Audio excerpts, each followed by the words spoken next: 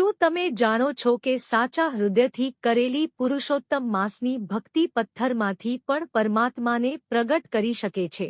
આજે સાંભળો એક એવા નિઃસંતાન બ્રાહ્મણની કથા, જેના માટે સ્વયં પ્રભુએ પુત્રનું રૂપ લીધું. અધિક માસને પુરુષોત્તમ માસ કહે છે. આ પુરુષોત્તમ માસ દર 3 વર્ષે આવે છે. ત્યારે ઘડાની સ્થાપના કરવામાં આવે છે. આ સ્થાપન પાસે ઘીનો અખંડ દીવો બાળવો.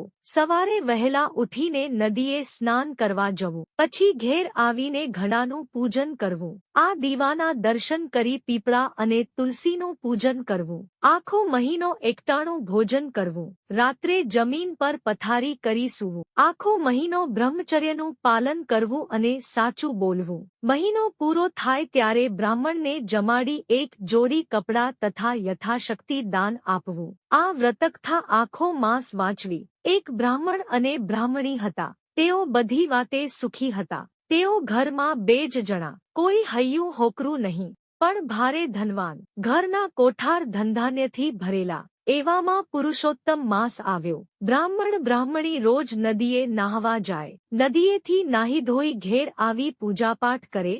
ત્યાં તો બપોરનું ટાણું થઈ જાય. તેમને રસોઈ કરવાનો પણ સમય મળે નહીં. એમને થયું, અરે રે, ભગવાને આપણને એકાદ દીકરો આપ્યો હોત તો કેવું સારું.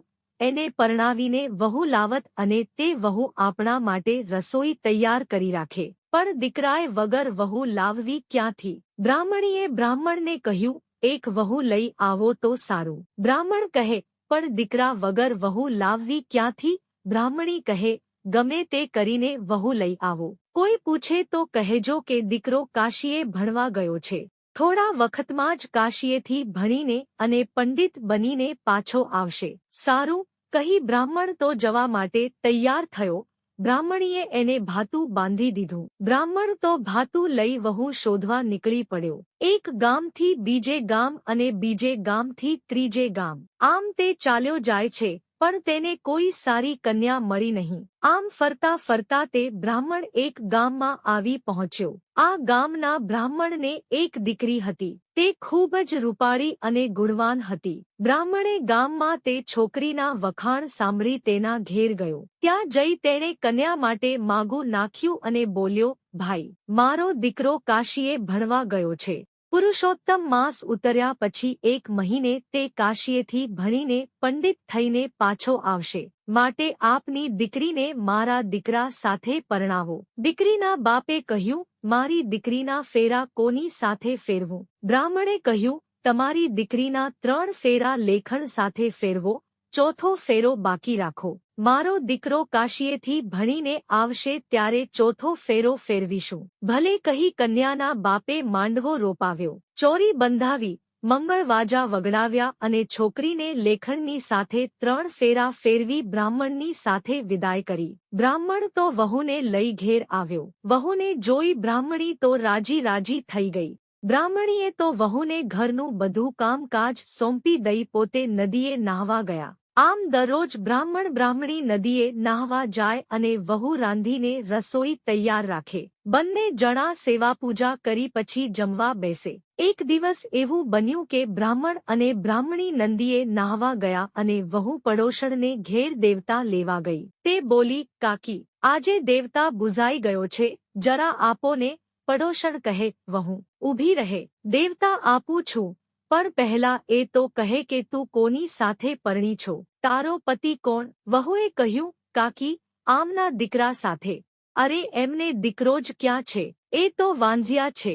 ના ના કાકી, એમનો દીકરો તો કાશીએ ભણવા ગયો છે. આવતા મહિને જરૂર આવશે. કાકીએ કહ્યું, ખોટી વાત, તને છેતરી છે. એમને તો કોઈ દીકરો છે જ નહીં. એ તો વાંઝિયા છે. પડોશણની વાતથી વહુ તો મૂંઝાઈ ગઈ. તે ઘેર આવી રડવા બેઠી. તેને થયું, મારી સાથે શું બનાવટ તો નથી થઈને. એવામાં સાસુ સસરા નદીએથી નાહી ધોઈ પાછા આવ્યા. તેમણે જોયું તો વહુ ખૂણામાં બેસી રડતી હતી. વહુને રડતી જોઈ સાસુએ પૂછ્યું, બેટા તું કેમ રડે છે? વહુએ પડોશણે કહેલ બધી વાત કરી અને છેલ્લે બોલી, માં, મને તમારો દીકરો બતાવો. આ સાંભળી બ્રાહ્મણી જરા ગુસ્સે થઈ ગઈને બોલી, પડોશીઓને તો નકામી કાનાફૂસી કરવાની ટેવ પડી ગઈ હોય છે. માટે તમારે એમનું કહ્યું સાંભળવું નહીં. મારી વાત પર વિશ્વાસ રાખો. અધિક માસ પૂરો થતાં મારો દીકરો કાશીએથી ભણી ચોક્કસ આવશે. ત્યાં સુધી તમે આ 7 ઓરડાની ચાવીઓ સંભાળો. તમે દરેક ઓરડા ઉઘાડજો, પણ 7મો ઓરડો ઉઘાડતા નહીં. બ્રાહ્મણીએ 7મા ઓરડામાં પુરુષોત્તમ ભગવાનનું સ્થાપન કરેલું, તેથી વહુને એ ઓરડો ઉઘાડવાની ના પાડી હતી. બીજે દિવસે સાસુ સસરા નદીએ નાહવા ગયા, એટલે વહુએ એક પછી એક ઓરડા ઉઘાડીને જોવા લાગી. પહેલો ઓરડો ઉઘાડ્યો તો તે અનાજથી ભરેલો હતો. બીજો ઓરડો વાસણકુસણથી ભરેલો. ત્રીજો ઓરડો જાતજાતના વસ્ત્રોથી ભરેલો. ચોથો ઓરડો સોનારૂપાના ઘરેણાથી ભરેલો. પાંચમો ઓરડો સુવર્ણ મુદ્રાઓથી ભરેલો હતો ને છઠ્ઠો ઓરડો હીરામોતીથી ભરેલો હતો. છેલ્લે વહુએ 7મો ઓરડો ઉઘાડ્યો, ત્યાં તો દીવાના તેજથી આખો ઓરડો ઝગમગ ઝગમગ થઈ રહેલો અને દીવાને અજવાળે એક પુરુષ પોથી વાંચે. આ પુરુષે પીળું પીતાંબર પહેરેલું, રેશમી ઉપરણું ઓઢેલું હતું. ગળામાં સોનાનો હાર લટકતો હતો. વહુને જોતા જ એ પુરુષ બોલી ઉઠ્યો, બારણું જલ્દી વાસી દો, મારા માતા પિતાનું વ્રત ભાંગશે. પુરુષોત્તમ મહિનો પૂરો થયા પછી જ મને બોલાવજો, પછી જ ચોથો ફેરો તમારી સાથે ફરીશ અને પરણીશ.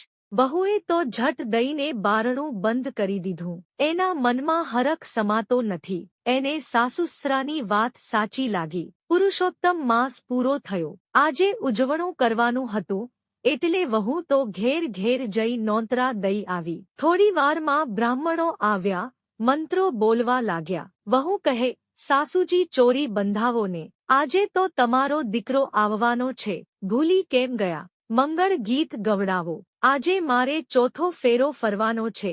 બ્રાહ્મણી મૂંઝાયા. દીકરા વગર કરવું શું? સાસુ સસરાને મૂંઝાયેલા જોઈ વહુ બોલી, મૂંઝાવ છો કેમ? તમારો દીકરો કાશીએથી ક્યારનાય આવી ગયા છે અને 7મા ઓરડામાં પોથી વાંચે છે.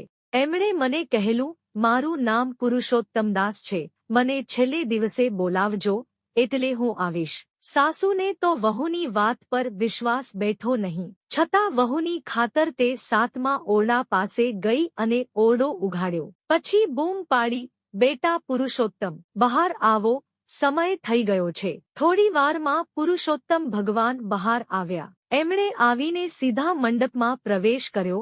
મા બાપને ભેટી પડ્યા અને પરણવા બેસી ગયા. ચોથો ફેરો પૂરો કર્યો. લગ્ન ધામધૂમથી ઉજવાઈ ગયા. બ્રાહ્મણી દીકરાવહુને જોઈ રાજી રાજી થઈ ગયા. આખા નગરમાં પણ આનંદ છવાઈ ગયો. હે પુરુષોત્તમ ભગવાન, તમે જેવા બ્રાહ્મણીને ફળ્યા, તેવા તમારા વ્રત કરનાર તથા કથા વાંચનાર સાંભળનાર સૌને ફળજો.